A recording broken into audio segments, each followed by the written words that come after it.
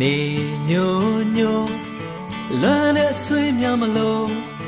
ကျုပ်တို့ရဲ့ရွာလေးကတချင်တွေဆိုချိန်တန်ပြီဆိုစပါးကင်များမဲဆိုအိမ်ပြန်ချိန်ဆိုစနီးကြောလေးကကြို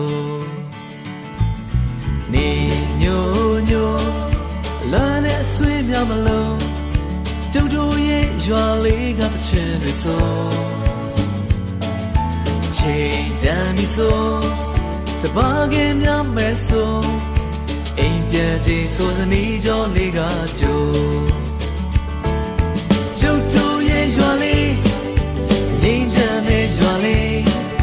လာပါလာပါအားလုံးတို့ဖိတ်ခေါ်နေကျုပ်တို့ရဲ့ရွာလေးဟိုဝေးကစိတ်လည်းတဲ့ရွာလေးလာပါလာပါအားလုံးတို့ဖိတ်ခေါ်နေ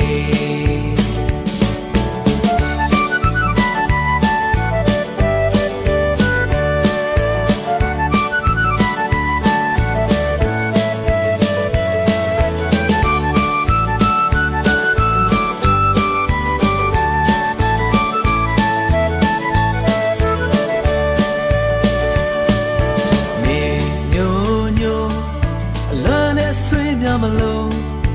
ကျုပ်တို့ရဲ့ရွာလေးကတချင်တွေဆိုချိန်တန်ပြီဆိုစပါးကင်များမဲဆိုအိမ်ပြန်ချိန်ဆိုသနီးကြောလေးကကြို